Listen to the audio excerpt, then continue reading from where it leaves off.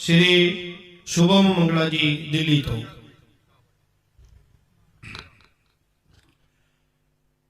वाहेगुरु जी का खालसा, वाहेगुरु जी की फतेह।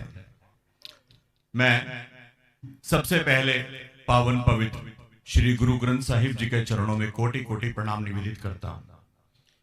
दसों गुरुओं को याद करते हुए सभी गुरुओं के चरणों में अपना प्रणाम निवेदित करता हूं। इस भव्य मंच को प्रणाम करता हूं और गुरु प्यारी साध संगत आप सभी को प्रणाम करता हूं। होला मोहल्ला के पावन पर्व की बहुत बहुत बहुत बहुत आप सभी को शुभकामनाएं और अभिभूत हूं आज इस पावन पुण्य भूमि पर आकर के, जहां से कवि दरबार की परंपरा प्रारंभ हुई थी और कलम के इतने बड़े हस्ताक्षर, पंथ के इतने बड़े हस्ताक्षर जिस मंच पे विराजमान हो, उस मंच पे आपने छोटी सी पेंसिल को भी जगह दे दी। मेरे पास में शब्द नहीं है। कहीं भी लगे कि मैंने पंथ की सेवा में कुछ ठीक ठाक पंक्तियां बोल दी हो तो जयकारों के माध्यम से अपने बेटे को आशीर्वाद देके मनोबल बढ़ाइएगा। अपने काव्य पाठ के प्रारंभ में इस पावन धरती की धूल को अपने मस्तक पे लगा के कुछ कहने का प्रयास करता हूं। बाबूजी, मंच का भी आशीर्वाद चाहता हूं कि पोंटा साहिब की पावन धरती, मैंने बहुत सुना पोंटा साहिब जी के बारे में, आज मंच पे भी सब लोग बता रहे थे, वहां से पंक्तियां निकलती हैं कि पोंटा साहिब की पावन धरती, दशमेश पिता का कवि दरबार। पोंटा साहिब की पावन धरती, दशमेश पिता का कवि दरबार, 52 कवियों का गुरु पिताजी करते स्वयं आदर सत्कार। मोहरे माला स्वर्ण अशरफी कवियों पर न्योछावर कर दी। भावुक हो एक कवि ने पूछा, एक बात बताएं गुरु महाराज। भावुक हो एक कवि ने पूछा, एक बात बताएं गुरु महाराज, क्या होगा हम कवियों का आज से सैकड़ों वर्षों बाद। ये सुनकर मेरे दशम पिताजी मुस्काए पहले होले होले और कवियों की और देख गुरुजी थोड़ा थोड़ा हंसकर बोले कि कवियों तुम अपना धर्म निभाना, मेरी प्यारी संगत अपना धर्म निभाएगी, माया भी खूब नवाजेगी, जयकारे भी लगाएगी।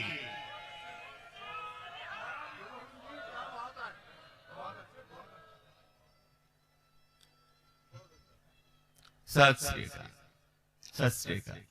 आइए प्रारंभ करते हैं। क्या है कि रक्त की स्याही से भी जो लिखी नहीं जाती, धन्यवाद, रक्त की स्याही से भी जो लिखी नहीं जाती, अरे सिक्की अंदर से आती है, सिक्की नहीं जाती।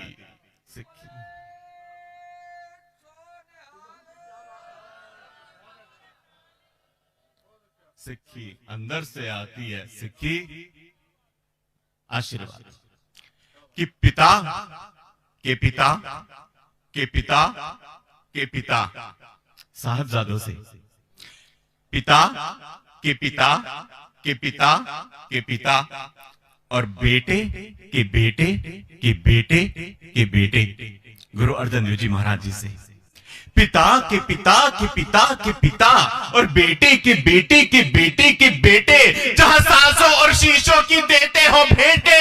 आप ही बताओ संगत जी, उस सिक्की को शब्दों में कोई कैसे समेटे।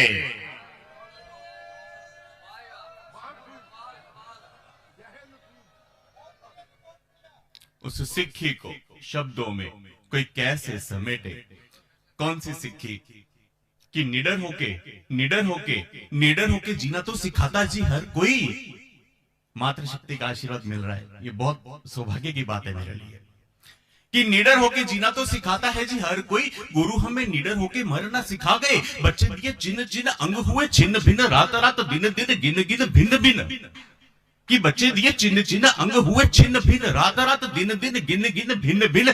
बलि विधि सूलियों पे शीशों को चढ़ा गए, देगों में तेगों में आरों में कटारों में, जप जी का तप वो हंस हंस गा गए। दौर घन घोर था, क्रूरता का जोर था, चारों ही ओर था, जालिमों का जोर था। मुगल हुकूमत की चूल्हे हिला गए और हिंदुओं पे संकट था, काल विकट था वो, बने चादर धर्म की धर्म बचा गए। और मंदिरों के दिए बुझने न दिए, मंदिरों के दिए बुझने न दिए और मंदिरों के दियों को वो खून से जला गए।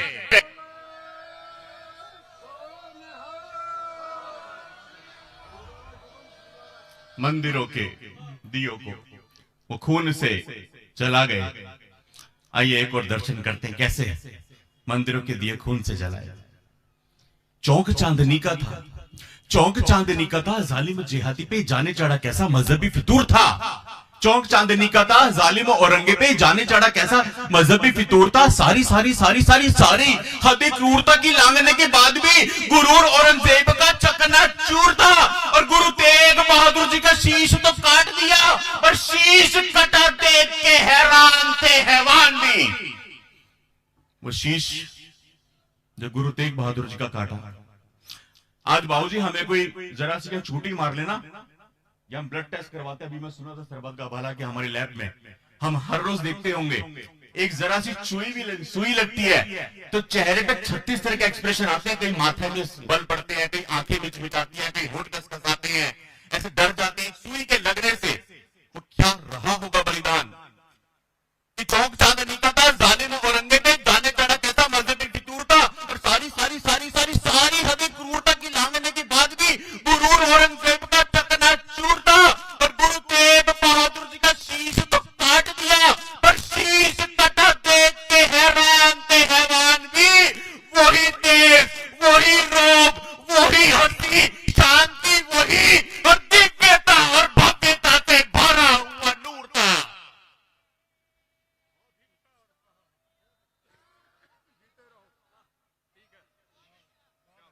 दिव्यता और भव्यता से भरा हुआ।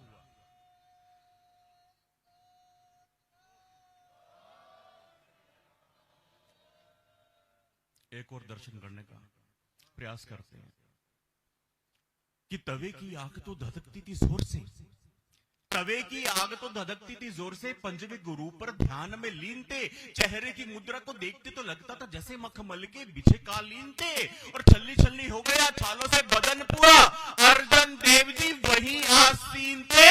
हैरान परेशान थी मुगल हुकूमती, गुरु जी हमारे शाहीन थे, शालीन थे, हसीन थे, ज़हीन थे, स्वाधीन थे, स्वाधीन थे, स्वाधीन थे, स्वाधीन थे।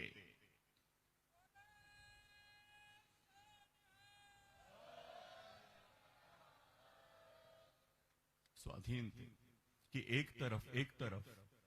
एक तरफ पाप की सारी हदें पार हुई, एक तरफ गूंज उठी सिख ललकारों की।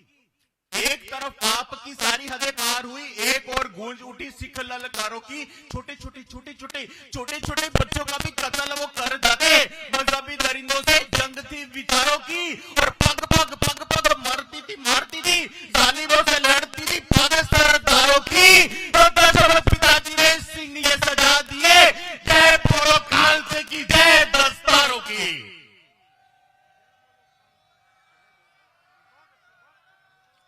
जय बोलो खालसे की, जय दस्तारों की। और बढ़ा बढ़ा बढ़ा पाप जब धरती पर, तो मानवता के हुए रखवाले। नमन करता हूं उस दशमेश पिता को कि बढ़ा पाप जब धरती पर, तो मानवता के हुए रखवाले। सरबंस लुटाने इस दुनिया में हुए अवतरित बाजा वाले। और छका के अमृत सिंह सजाए एक देश धर्म पे मिटने वाले। तो सारे मिलके जोर से बोलो खालसा जी के, खालसा जी के, खालसा जी के बोल पाले।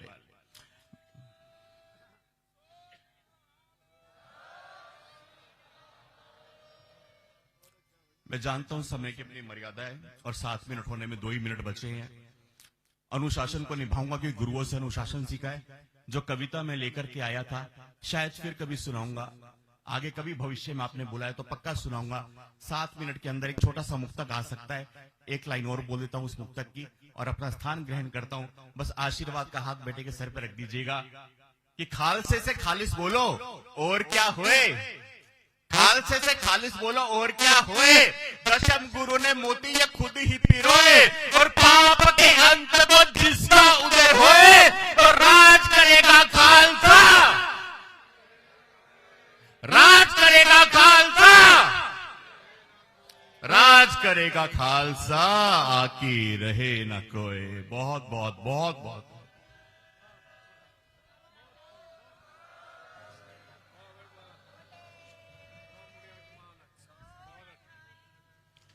बहुत बहुत बहुत बहुत धन्यवाद।